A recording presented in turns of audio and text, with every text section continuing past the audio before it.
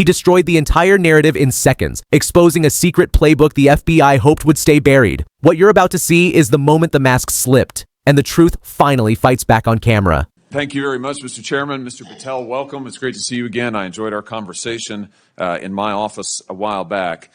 Let me ask you this. Is it appropriate for the Federal Bureau of Investigation to attempt to recruit spies or informants into religious institutions in this country, particularly Catholic parishes? Is that appropriate?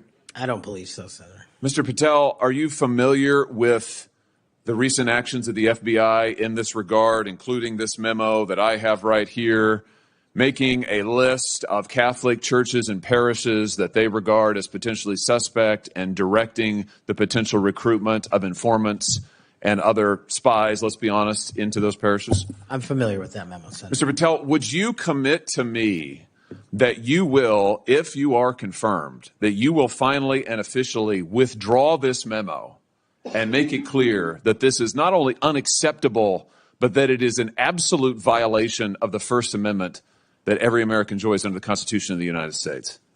If I'm confirmed, Senator, yes. Will you also commit to me that you will conduct an investigation and find out who wrote this memo, who spread this memo, the field offices involved in this memo? Because I can tell you, we've had your predecessor sit right where you're sitting, and he has repeatedly lied to, there's no other word for it, lied to this committee. He told us initially that it didn't happen, that the FBI didn't make any list of churches. That's not true. We have it. A whistleblower brought forward the list for us. He said then that only one field office had worked on it. Turns out we know from another whistleblower, multiple field offices worked on it. He said that it was never posted on the internal system. It turns out it was. We believe it's still in effect. Will you find out who was involved in this gross abuse of Americans' First Amendment rights? And will you discipline them? And if you possibly can, will you fire them, Mr. Patel, consistent with department policy and law? Senator, you have my commitment to investigate any matters such as this one that are important to Congress. I will fully utilize, if confirmed, the investigative powers of the FBI to give you the information you require and also to hold those accountable who violated the sacred trust placed in them at the FBI. I'm glad to hear you say that, and I'm glad you use the word sacred trust, because that's exactly what it is. The FBI is the most powerful law enforcement body in this nation, arguably the most powerful law enforcement body, at least in a free nation in the world. And to have this body corrupted politically such that it is targeting people of faith in this country and then lying about it to this committee and the American people is unimaginable. I'll be honest with you. I never thought this would happen in the United States of America. I just didn't. If you had told me 5 years ago we'd be reading memos like this, I would have said, no way, that's bad fiction. In fact, it's a horrible reality. The department needs to be cleaned up, the agency does, and rights restored and protected. I'm glad to hear you say that. Let me ask you this. Do you think it is appropriate for the FBI to be sending agents, including counterterrorism agents, to the parents of children who went to school board meetings and asked about critical race theory in their schools, asked about the school's masking policy during COVID? Should those parents be treated as domestic terrorists? Parents who have the courage to ensure their children are taught what they feel is right, and those who have the courage of their convictions to go houses of worship, in my book, will never be domestic terrorists. I'm delighted to hear you say that. You're familiar, I am sure, with this memorandum issued by the Attorney General, the last Attorney General, Merrick Garland, directing the FBI and other law enforcement agencies to look into parents who went to these school board meetings. And we know from whistleblowers who've come forward to this committee and given us the evidence that, in fact, the FBI opened multiple cases against multiple parents across the nation, I believe, including in my home state of Missouri. Another gross abuse, incredible political power brought to bear against everyday citizens. Why? Because they went to a school board meeting that they're paying for and asked about what their kids were being taught. Once again, I can't imagine, I couldn't have ever thought this would happen in the United States of America. Will you find out who was involved in this policy within the FBI, who agreed with it, who implemented it, who encouraged it? Will you find out that, Mr. Patel? Will you do an internal investigation? And will you make clear that those who supported this policy are appropriately disciplined? And will you make clear that the FBI will never do something like this again? If confirmed and pursuant to your congressional request, absolutely, Senator. Thank you. Let me ask you this. Do you think it's appropriate for the FBI to target people of faith, particularly those who hold pro-life convictions? Do you think it's appropriate for the FBI to single out and target people of faith in order to discourage the exercise of their First Amendment rights? There can never be a targeting by law enforcement just based on their people's faiths. And yet, under this last administration, the FBI and DOJ together brought numerous prosecutions under the FACE Act for nonviolent protests. President Trump has recently pardoned some of these folks, but it also includes individuals like Mark Houck from Philadelphia region, from Pennsylvania, who had an FBI SWAT team arrive at his door in the early hours of the morning, armed, of course, terrorizing him and his children, took him into custody. They charged him with a FACE Act violation. Why? Because he took his young son to a peaceful demonstration outside an abortion clinic. When his young son was shoved to the ground, he defended him. Mark Houck was acquitted by a jury, acquitted. Nevertheless, the FBI used their full resources, including a SWAT team, to try and terrorize him. Meanwhile, how many churches that were firebombed or pregnancy care centers that were firebombed, how many of them were protected by the last administration? Just about zero. It is an unbelievable instance of targeting. Mr. Patel, will you end this targeting? If you get to the FBI, if you are confirmed, will you end it? And will you make clear to all agency personnel that there can be no targeting on the basis of religious belief, and this will never happen again in the United States of America, at least not under your watch?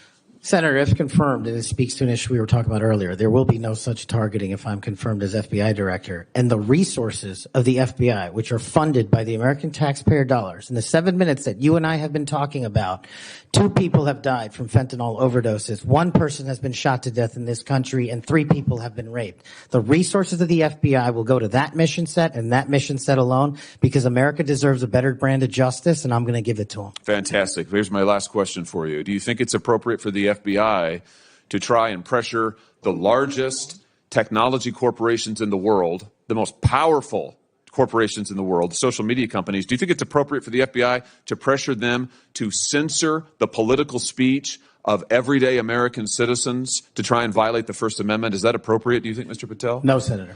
Will you put an end to this, Mr. Patel, if you are confirmed at the FBI? Senator, if confirmed, I will work with Congress to expose any corrupt activities the FBI has participated in, especially involved in the censorship of free speech. Because we know from the court cases that have been brought across this country, and we know from the voluminous factual finding that was done, and it's in the record, that the FBI and other agencies of this government under the last administration pressured, coerced these social media companies to censor speech of everyday Americans on a range of issues, from the Hunter Biden laptop to COVID, to the Dobbs decision, you name it. They tried to censor them. The Constitution doesn't permit the government to do it. The FBI tried to get the social media companies to do it. Will you end this practice, Mr. Patel, once and for all? Senator, I will always follow the law. Thank you. Thank you. Thank you, Mr. Chairman.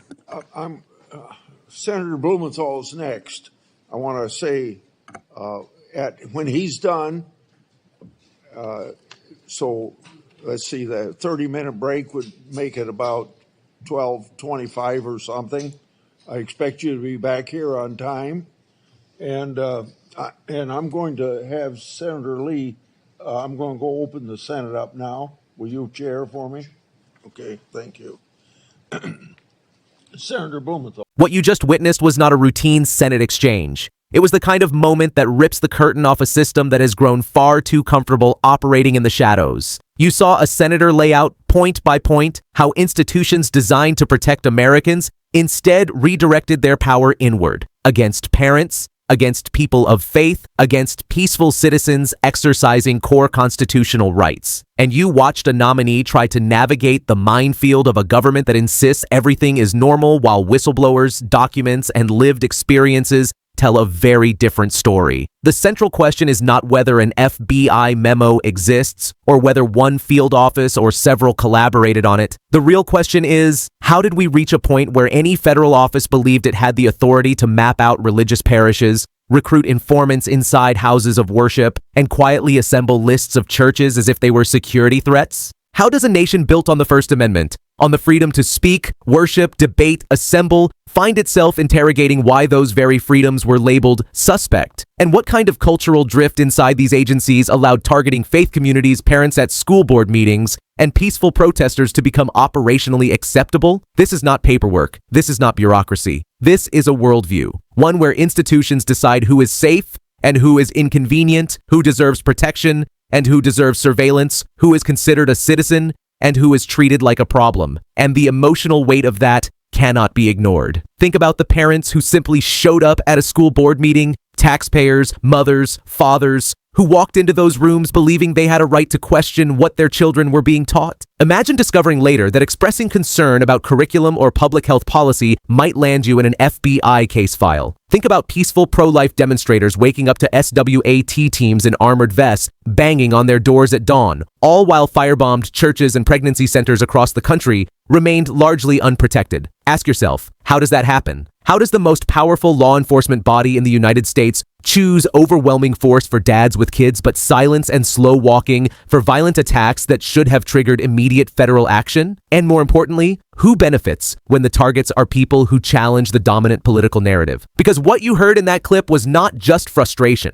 it was disbelief. Disbelief that government agencies had reached the point where lying to Congress about the existence of lists, memos, and internal directives seemed easier than admitting the truth. Disbelief that whistleblowers had to risk their careers just to reveal what leadership refused to acknowledge. Disbelief that partisan priorities were elevated above constitutional limits. That is the heart of the systemic issue on display. Institutions protecting themselves, protecting their power, protecting their image, while Americans pay the price. And when institutions protect themselves, they do it at your expense. They expand their definitions, stretch their authority, create new categories of threats, and justify it all under the banner of public safety. But safety for who? Safety for the agency's leadership? Safety for the narrative? Safety for the political interests that benefit from silence and suppression? The senator's questions forced something rare, accountability being demanded, not politely requested. He used explicit language, lied, gross abuse, absolute violation, because at some point euphemisms become part of the cover-up.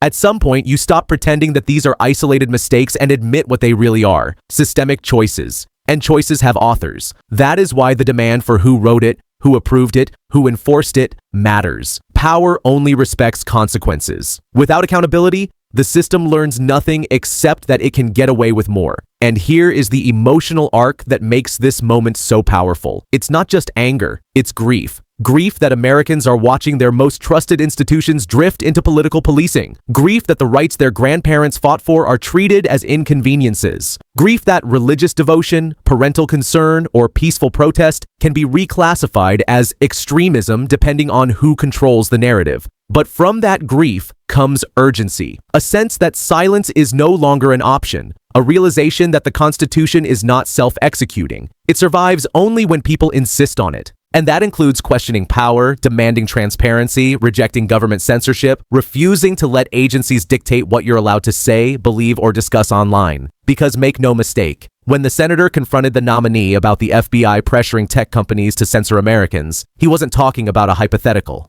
Courts have confirmed it. Evidence has proven it. And yet it took years for the truth to surface. Years during which millions of Americans had their voices restricted without their knowledge. So ask yourself, if the government can secretly control what you can say online, what rights do you really have? If the government can send armed teams to peaceful homes at dawn, what message does that send? If the government can classify your church as a potential threat, what protections remain untouched? These questions matter because they terrify the very institutions that want obedience without oversight. And that is why videos like this one matter. Because every time corruption is documented, every time lies are exposed, every time someone refuses to accept bureaucratic excuses, public pressure builds. And pressure is the only language power understands. No one is above the Constitution. Not a field office, not a director, not a political appointee, not an agency, not a party, and certainly not a government that has forgotten who it works for. If you believe accountability matters, if you believe transparency matters, if you believe that institutions should never fear citizens, but citizens should never have to fear institutions, then make sure this moment reaches as many Americans as possible. Share this video, leave a comment, subscribe for more truth they want buried, and above all, stay loud. Silence is how they win. Your voice is how they lose.